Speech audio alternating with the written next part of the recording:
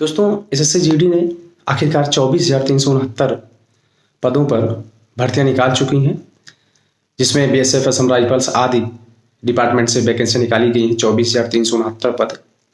उस संबंध में हमने डिटेल से बात किया है। आप इस वीडियो को पूरा देखें, स्किप ना करें। और इससे पूरे महत्वपूर्ण टॉपिक हमने कवर किया है और हमने बताया है कि क्या कैसे होना है, सिलेबस क्या है और पीईटी फिजिकल एफिशिएंसी टेस्ट जो होना है उसके संबंध में हमने बात किया है। तो उसको आप पूरे डिटेल से देखें और इसके बारे में जानकारी लें, अपने सह संबंधियों को बताएं, जो इसके योग्य हों वह फार्म को अप्लाई करें और इसकी तैयारी करना शुरू कर दें, चूँकि जनवरी 2023 में इसके एग्ज़ाम होने वाले हैं और इस बार कंप्यूटर बेस्ड एग्ज़ाम होगा। तो आप लोगों को बेस्ट ऑफ लक। अब तैयारी करना आज से ही शुरू कर दीजिएगा और अपने संबंधियों को बता दीजिएगा। हमारी वीडियो को यदि आप सब्सक्राइब ना किए हो दोस्तों तो सब्सक्राइब जरूर कर लें, क्योंकि इससे संबंधित और अन्य सरकारी नौकरियों से संबंधित अपडेट हम आपको देते रहते हैं। आगे देखिए वीडियो को। इसमें हम आपको डिटेल से दिखा रहे हैं कि किस किस विभाग से वैकेंसीज हैं। आप देख सकते हैं BSF, CISF, ITBP, CRPF, NCB, SSF, Assam rifles से संबंधित इस बार वैकेंसी दी गई है। इसमें से इस बार एनसीबी एक नया विभाग जोड़ दिया गया डिपार्टमेंट, और इसमें एनआईए से संबंधित इस बार वैकेंसी नहीं है। देखिए इसमें जो एप्लीकेशन बिगिन है वो 27/10 से है। एप्लीकेशन बिगिन 27/10 से है दोस्तों। और लास्ट डेट ध्यान दीजिएगा, लास्ट डेट जो इसकी अप्लाई की है वह 30/11 यानी 30 नवंबर अगले महीने तक, इसमें अगले महीने 30 तारीख तक इसका लास्ट डेट है। और जो फ़ी पेमेंट करने की लास्ट डेट है वह 1/12 मतलब 1 दिसंबर तक आप कर सकते हैं। एग्ज़ाम बहुत ही इम्पॉर्टेंट है सर, देख लीजिएगा दोस्तों। ये जो एग्ज़ाम डेट है वह कंप्यूटर बेस्ड टेस्ट इस बार लिया जाएगा, वह जनवरी 2023 में होगा दोस्तों। जनवरी 2023 में होगा और जो एडमिट कार्ड होगा वह उसी एग्ज़ाम के पहले आ जाएगा। अब दोस्तों हम फीस की बात करें तो जो जनरल कैटेगरी की है वह 100 रुपये है। जनरल हैं, ओबीसी हैं, ईडब्ल्यूएस हैं। एससी में आप देख लेंगे कि एससी का जो है, एससी और एसटी का वह 0 रुपये लगना है। और जो जैसे फीमेल वगैरह हैं इनका भी 0 रुपये लग रहा है। और जो फ़ी पेमेंट करने का जो जरिया है आप देख सकते हैं,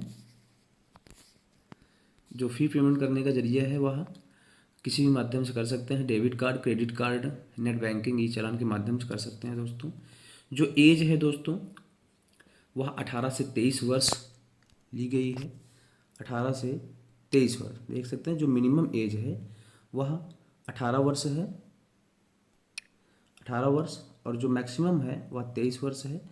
कुछ लोगों के लिए छूट भी है, उसके बारे में अभी हम डिस्कस करेंगे कि क्या छूट का प्रोसेस है, कौन कौन इसके एलिजिबल हो सकता है, उसके बारे में हम बात करेंगे दोस्तों। अब कुल पद की बात कर लेते हैं। तो कुल पद की जो संख्या है दोस्तों ये है 2022 की वैकेंसी में एसएससी जीडी के जो माध्यम से हो रहा है, या 24,369 पोस्ट हैं दोस्तों। हर विभाग से संबंधित यदि हम बात करें तो आप देख रहे हैं जो इसकी एलिजिबिलिटी है। आप देखें पहले एलिजिबिलिटी है इसकी।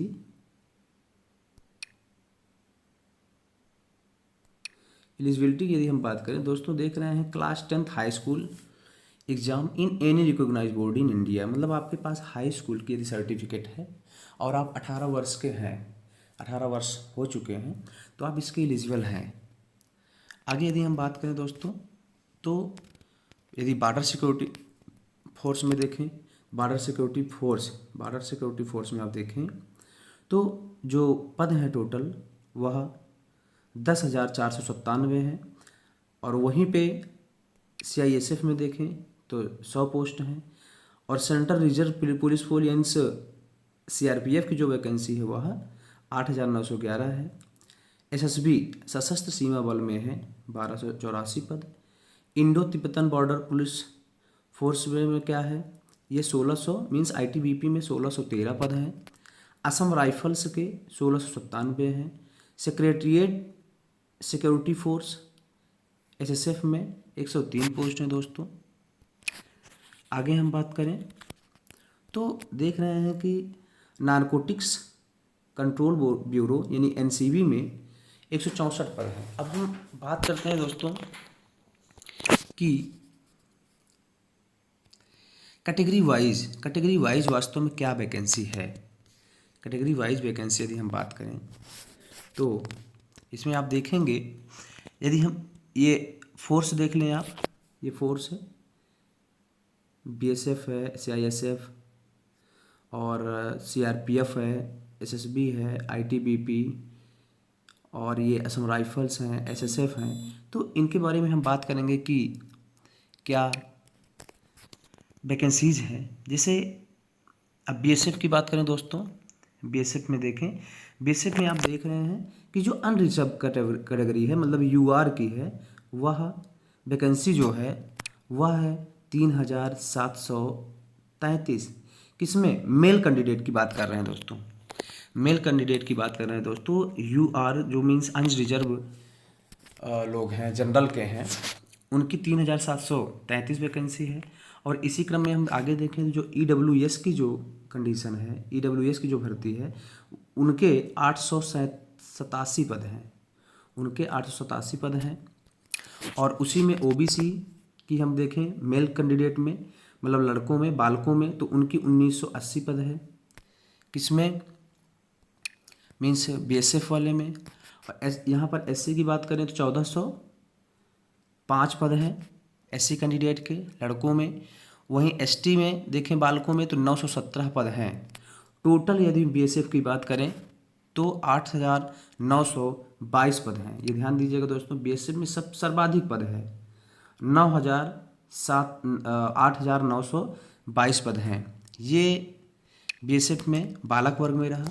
और यदि हम बीएसएफ बालिका वर्ग में देखें, महिलाओं में, तो जो अनरिजर्व कैटेगरी है उनकी जो वैकेंसी है वह है 661 पोस्ट, 661 पोस्ट आप देख सकते हैं। वहीं हम ईडब्ल्यूएस की बात करें तो 158 पद है। ओबीसी में 348 पद हैं महिलाओं के। एससी में 245 पद हैं। एसटी में 163 हैं। कुल मिलाकर महिला कैटेगरी में 1575 पद हैं दोस्तों। महिला कैटेगरी में, वो भी बीएसएफ वर्ग में, बीएसएफ डिपार्टमेंट में 1575 पद टोटल इसके हो जाते हैं मित्रों। आगे हम बात करें तो सीआईएसएफ में, जो कि मैक्सिमम लड़के चूज करते हैं लगभग सीआईएसएफ, यह इंडस्ट्रियल एरिया से संबंधित होता है, वहीं पे लगभग इसकी ड्यूटियाँ भी लगती हैं। हम इसके बारे में दोस्तों बताते रहेंगे, आपको हमेशा अपडेट देते रहेंगे। आप हमारे चैनल से जुड़े रहिए। और यदि आप हमारे चैनल को सब्सक्राइब नहीं किए हैं तो सब्सक्राइब कर लें तुरंत, और बेल आइकन को प्रेस कर दें ताकि हम आपको एसएससी जीडी या अन्य जो वैकेंसीज़ हैं उनके संबंध में आपको अपडेट कराते रहें। आप देख सकते हैं कि इस समय 2:32 लगभग हो रहा है, हम वीडियो शूट कर रहे हैं। और इससे अपडेट रहने के लिए चैनल को ज़रूर सब्सक्राइब करें। आगे हम बात करते हैं दोस्तों। आगे हम सीआईएसएफ में देख लेते हैं कि पद कितने हैं। देख रहे हैं दोस्तों, सीआईएसएफ में देखेंगे तो जो बालक वर्ग है, जो सीआईएसएफ में बालक वर्ग है, आप देख रहे हैं बालक वर्ग में जनरल के 50 हैं, देख सकते हैं, जनरल के 50 हैं, ईडब्ल्यूएस के 9 हैं, ओबीसी के 18 हैं, एससी के 8 हैं और एसटी के 5 हैं। टोटल कितने हैं? 90 हो गए दोस्तों, टोटल 90 हो गए। ये देख सकते हैं टोटल कितने हो गए? 90 पोस्ट हो गए सीआईएसएफ में बालक वर्गों में। अब यदि हम बालिका वर्ग में देख लें तो जनरल के कितने हैं, 10 पोस्ट हैं बालक में। EWS नील है, OBC नील है, मीन्स नहीं है वैकेंसी। SC की वैकेंसी नहीं है। CISF डिपार्टमेंट में और फीमेल वर्ग में ST की भी नहीं है, ठीक है, सिर्फ अनरिजर्व कैंडिडेट के लिए है बालिका वर्ग में। और यदि हम CRPF की बात करें, CRPF में आप देखेंगे तो बालक वर्ग में जो है वह 3710 पोस्ट्स हैं और EWS के 888 पोस्ट हैं, 878 पोस्ट है दोस्तों। OBC के 1975 पोस्ट हैं। SC के 1357 पोस्ट हैं। ST के वहीं 460 पोस्ट हैं। कुल मिलाकर जो टोटल पोस्ट है CRPF में दोस्तों इस बार की वैकेंसी में वह 8380 पोस्ट है। 8380। वैसे तो आप देख रहे हैं कि जो सबसे ज़्यादा पोस्ट है वह BSF वर्ग में है।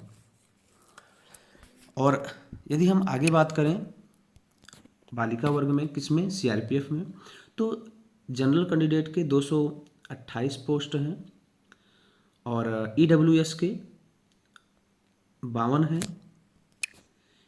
हैं EWS के महिलाओं में, और OBC के 118 हैं, SC के 84 हैं, वहीं ST के 49 पद हैं। कुल मिलाकर जो टोटल पद महिला वर्ग में है किसमें, CRPF में, वह है 531 पोस्ट। 531 पोस्ट। तो दोस्तों वैकेंसी बहुत अच्छी आई है, बस आप तैयारी में लग जाइए। हमसे अपडेट रहने के लिए आप चैनल को सब्सक्राइब कर लीजिए। आगे हम बात करते हैं दोस्तों SSB से संबंधित हम बात करेंगे कि SSB में बालक वर्ग में और बालिका वर्ग में क्या स्थिति है। तो आप देख रहे हैं कि जो जनरल कैंडिडेट हैं वह 464 वैकेंसी है इसकी बालक वर्गों में, और EWS के 54 हैं, 243 पोस्ट हैं OBC के, 204 पोस्ट हैं SC के, वहीं ST के 76 पोस्ट हैं। कुल जो पोस्ट हैं SSB में वह 1041 पोस्ट हैं। ये SSB में, ये बालक वर्ग में था। और बालिका वर्ग में वहीं यदि हम बात करें तो जनरल के जो महिलाएं जनरल की हैं उनके 107 पोस्ट हैं, देख रहे हैं आप, और EWS के 0 हैं, मतलब पद नहीं है। OBC के 69 हैं, SC के 61 पोस्ट हैं, ST के 6 पोस्ट हैं। कुल जो पोस्टें हैं मीन्स इसमें SSB में महिला वर्ग में 243 पोस्ट हैं। आप देख सकते हैं कि इसी प्रकार ITBP में जो बालक वर्ग है इसमें देखें 637 पोस्ट जनरल के हैं, 110 EWS, OBC 277, SC 188, 169 ST, और जो टोटल हो गया वह हो गया 1371 पोस्ट। यदि हम महिला वर्ग में यदि बात करें तो 135 पोस्ट जनरल के हैं महिला वर्ग में, 7 पोस्ट EWS के हैं, 48 पोस्ट OBC के हैं, SC के 30 और ST के 22 पोस्ट हैं। टोटल जो ITBP में पोस्ट है महिला वर्ग में 242 पोस्ट हैं। अब हम बात करते हैं दोस्तों AR मीन्स असम राइफल्स की। देख लें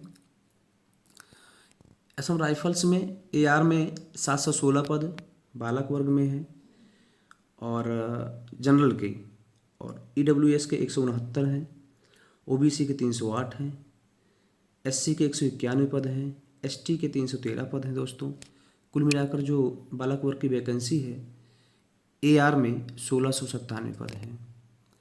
वहीं हम यदि बात करें बालिका वर्ग में तो बालिका वर्ग में असम राइफल्स में कोई भी वैकेंसी नहीं है। वो असम राइफल्स के लिए एप्लीकेबल हैं किंतु वह बालकों में कर सकती हैं, नहीं बालक में भी नहीं हो सकता है। तो असम राइफल्स में महिलाओं की वैकेंसी नहीं है। SSF की बात करते हैं दोस्तों तो SSF में 32 देख रहे हैं कि 32 वैकेंसी बालक वर्ग में 32 वैकेंसी हैं जनरल के, 8 वैकेंसी है EWS के, वहीं 14 वैकेंसीज हैं ओबीसी के, 24 वैकेंसी एससी के और एसटी के नील हैं, एससी के नहीं हैं एसटी के। और कुल वैकेंसी जो एसएसएफ बालक वर्ग में है वह 78 पोस्ट हैं।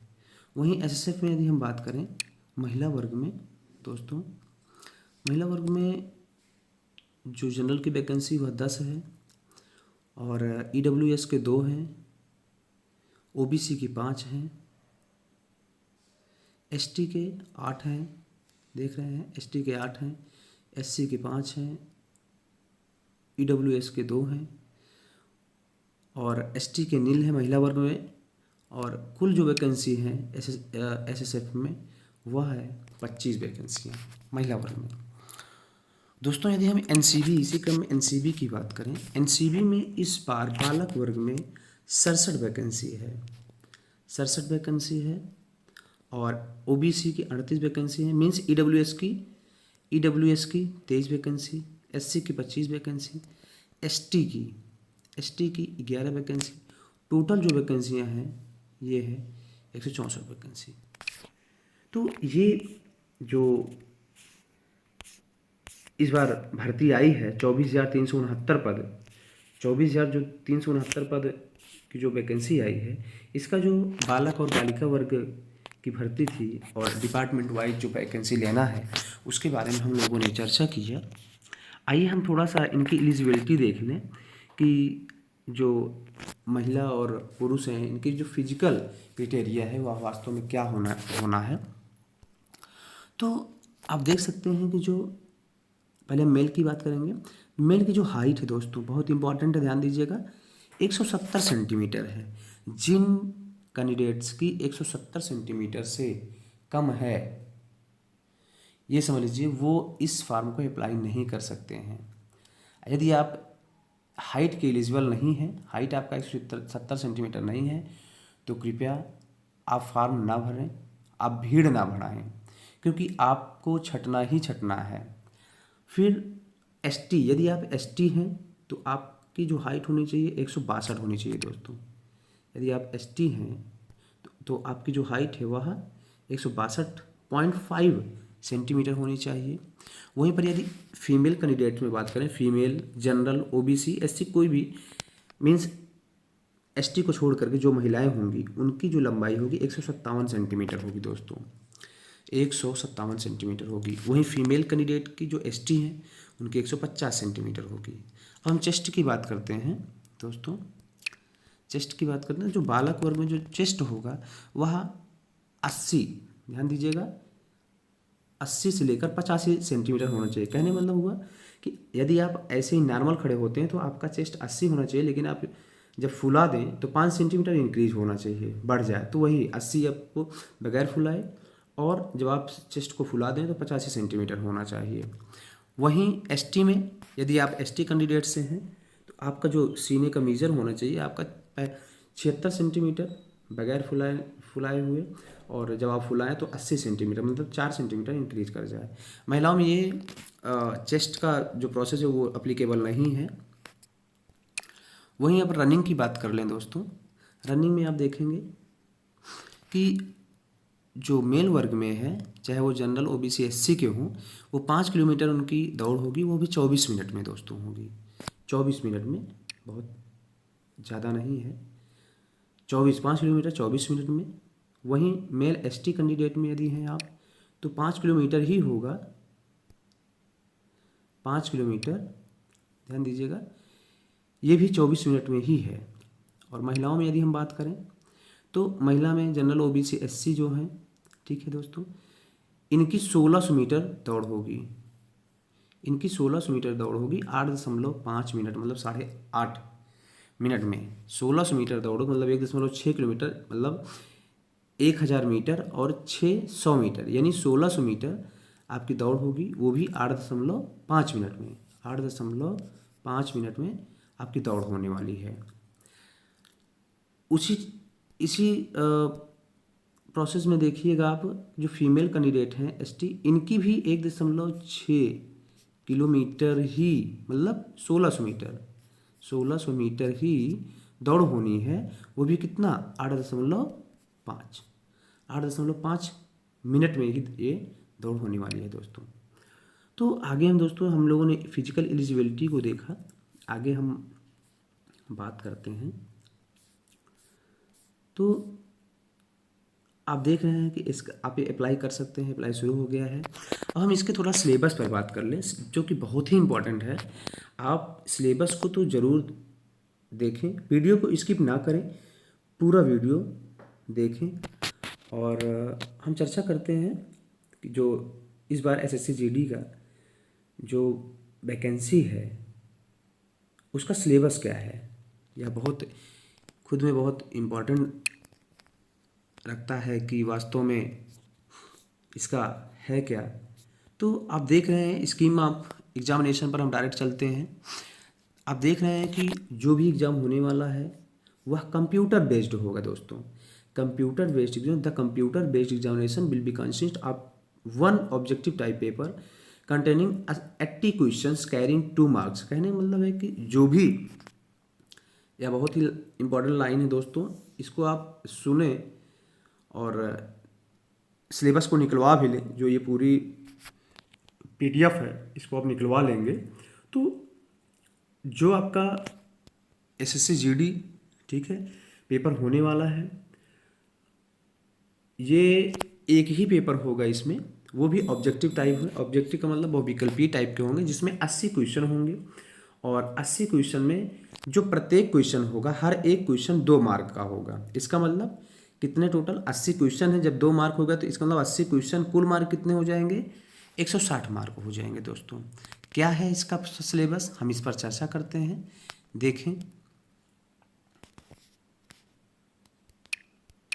देखें दोस्तों, आप देख रहे हैं जो पार्ट ए होगा बहुत ही इंपॉर्टेंट है। आप इसको निकाल लीजिए पीडीएफ और तब तक रखिए जब तक आपके पास आपका एग्जाम नहीं हो जाता है मित्रों।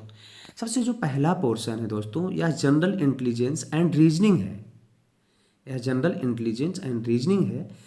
इसमें 20 क्वेश्चन आएगा और वह 40 मार्क होगा। जैसे हमने आपको ऊपर यहाँ पर बताया कि जो प्रत्येक क्वेश्चन होगा वह 2 नंबर का होगा।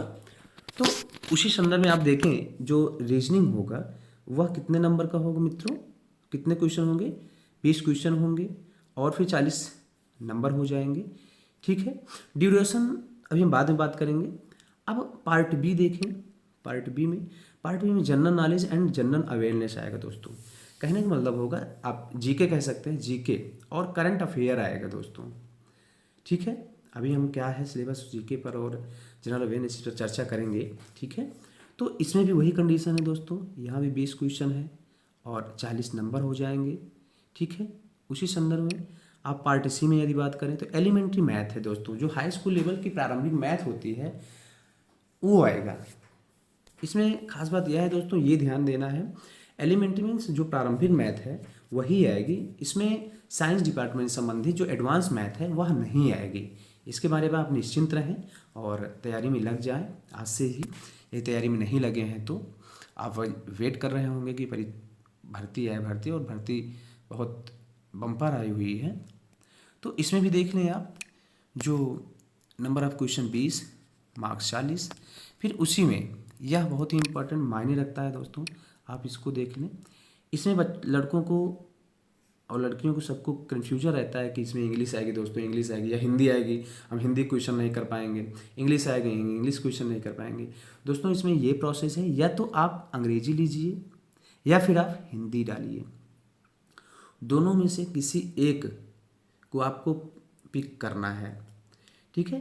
तो इसमें भी 20 क्वेश्चन होंगे और 40 मार्क्स होंगे दोस्तों।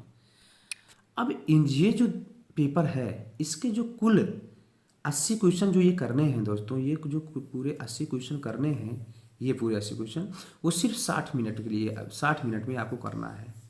इसका मतलब जो आपके पास जो टाइम है वह मात्र 60 मिनट है और 60 मिनट में 80 क्वेश्चन आपको करना है दोस्तों, ठीक है। दोस्तों आगे हम बढ़ते हैं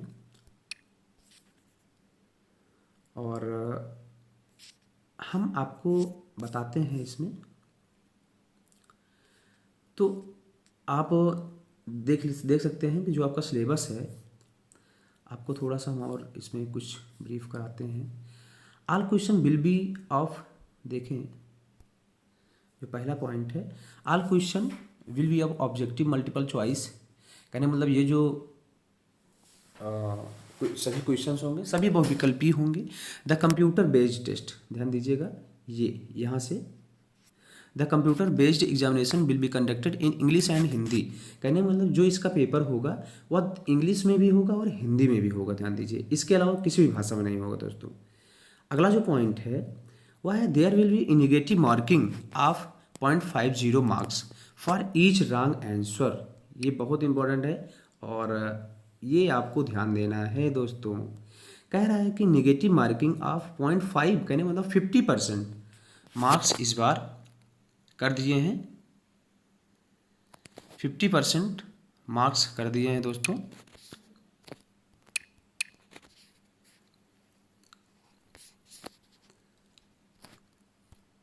ध्यान दीजिएगा, जो ये नेगेटिव मार्किंग कर दिया है दोस्तों वह 50% मार्क करते हैं। कहने मतलब है कि यदि आप 2 क्वेश्चन करते हैं और एक क्वेश्चन आप सही किए रहते हैं तो 2 क्वेश्चन गलत करने के बाद एक क्वेश्चन आपका वो भी गलत हो जाएगा दोस्तों, ध्यान दीजिएगा।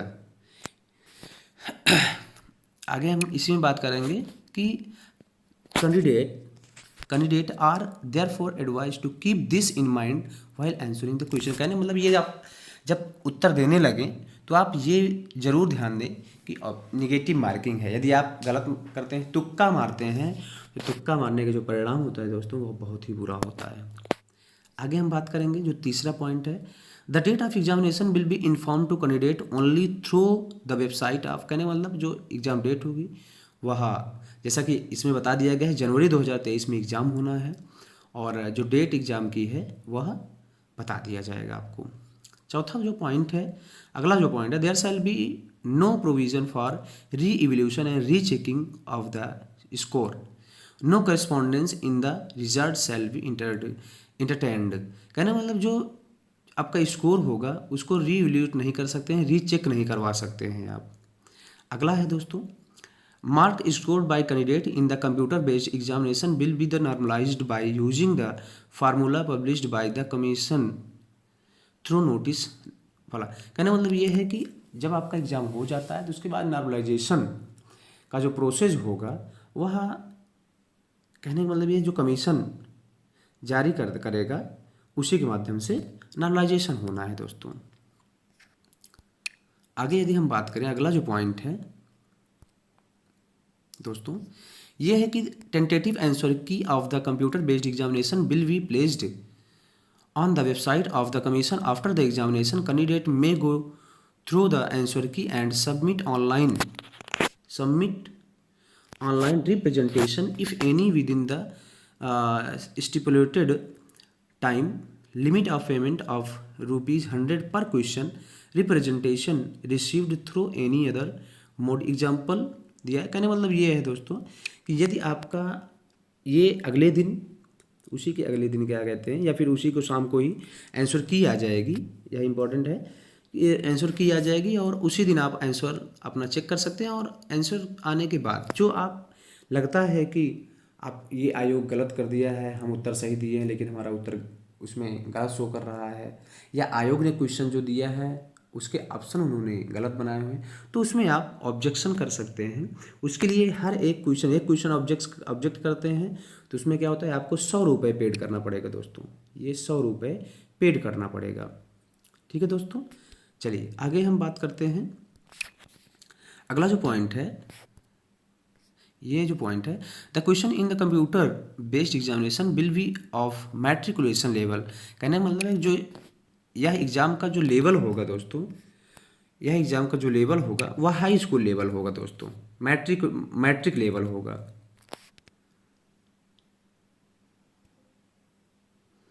चलिए आगे हम बात करते हैं। अगला जो पॉइंट है, walk through video mock test on the computer based examination has been provided on the website of the commission in the candidate corner section. कहने मतलब आपको कमीशन द्वारा दे दिया जाएगा वो क्या कहते हैं कि मॉक टेस्ट, और मॉक टेस्ट का वीडियो दिया जाएगा, आप उसको देख करके समझ सकते हैं ताकि आपको एग्जाम हॉल में समस्या ना हो। अगला पॉइंट है candidate are not permitted to use calculator and other. ये तो आप हर एग्जामों में देख लें, यदि आप नए हैं तो आप नोट कर लें कि आपको एग्जाम हॉल में कैलकुलेटर, कोई भी इलेक्ट्रॉनिक डिवाइस जैसे ब्लूटूथ हुआ, मोबाइल हुआ, वॉच हुआ, ये सब नहीं लेकर जाना है। कहीं कहीं तो आप देख रहे हैं कि बेल्ट वगैरह भी नहीं जाने देते हैं। तो आगे हम बात करेंगे दोस्तों, ये सिलेबस है। सिलेबस देख लें, जैसे कि जो पार्ट 1 था वह जनरल इंटेलिजेंट एंड रीजनिंग था, या इसमें देख रहे हैं जो पार्ट ए था। फिर पार्ट बी में आपने देखा था कि general knowledge and general awareness था। आगे हम देखें इसी क्रम में जो जनरल वो एलिमेंट्री मैथमेटिक्स थी, ये है। ठीक है, हम इसके सिलेबस पर अगले वीडियो में चर्चा करेंगे दोस्तों, डिटेल से चर्चा करेंगे।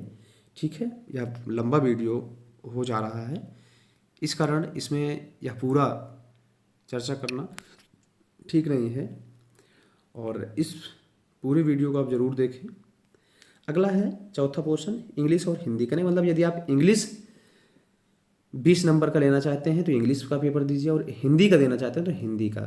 ठीक है, अगला है वही फिजिकल इफ़िशियंसी टेस्ट है, जो हमने आपको बताया कि क्या फिजिकल होना, आपकी हाइट क्या होगी और आपकी दौड़ कितनी होनी है दोस्तों।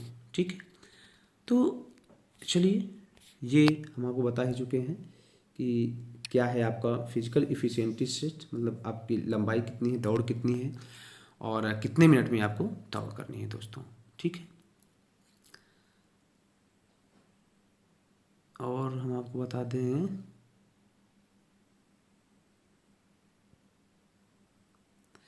दोस्तों, यहाँ एक पॉइंट और है कि आप देख सकते हैं बालक वर्ग में भी दो इसमें रेस है। एक बार चूँकि ऊपर दिया नहीं था, इस कारण बता नहीं पाए थे आपको।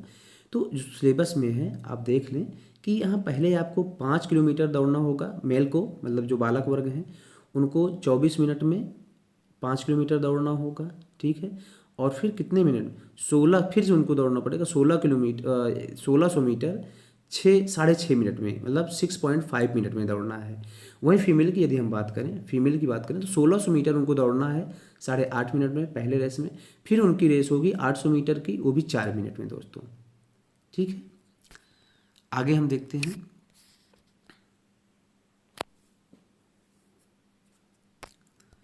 आगे हम देखते हैं, ये पॉइंट देख लें, यह बहुत इंपॉर्टेंट है। A women candidate who as a result of test in found to be pregnant or 12 week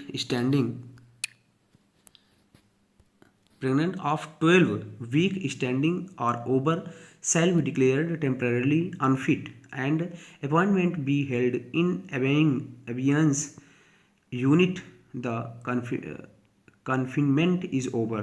कहने मतलब ये है दोस्तों कि यदि कोई भी महिला कैंडिडेट हैं और वह प्रेग्नेंट हैं और प्रेग्नेंट के उनके 20 सप्ताह पूरे हो चुके हैं, क्रॉस कर गए हैं, तो वह क्या कहते हैं इसके लिए एलिजिबल नहीं है, उन्हें अनफिट घोषित कर दिया जाएगा। ठीक है, आगे हम बात करते हैं। हाइट की बात हम कर ही चुके हैं, हाइट हम बात कर चुके हैं कि महिला कितनी होनी है, पुरुष की कितनी होनी है, उसके बारे में हम आगे बात करते हैं। और उसी में हमने ये भी बात किया था, ये वही है, हाइट ही है दोस्तों ये पूरे। ठीक है, आगे बात, तो ये पूरा सिलेबस रहा दोस्तों। सिलेबस के बारे में हमने चर्चा किया, जबकि यह बहुत ही अच्छी वैकेंसी है। आप इससे जुड़ें और इस वैकेंसी को तोड़ें, क्लियर करें, और आप 2023 के मध्य तक ही यह वैकेंसी क्लियर होनी है। ठीक है, 2023 के मध्य तक ही आपको नौकरी मिल जानी है दोस्तों। और इसकी जो सैलरी पैकेज होती है वो बहुत अच्छी होती है दोस्तों। हम इसके बारे में आपको बताएंगे कि वास्तव में इसका सैलरी क्या है। हम इसके अलग अलग ब्रांच के बारे में बताएंगे कि आपके लिए वेटर क्या होगा, ठीक है, आपको वरीयता क्या रखना है उसके लिए। दोस्तों इस पूरी जानकारी को आप पूरा देखें और वीडियो को स्किप ना करें। ठीक है, बहुत बहुत धन्यवाद दोस्तों, नमस्कार।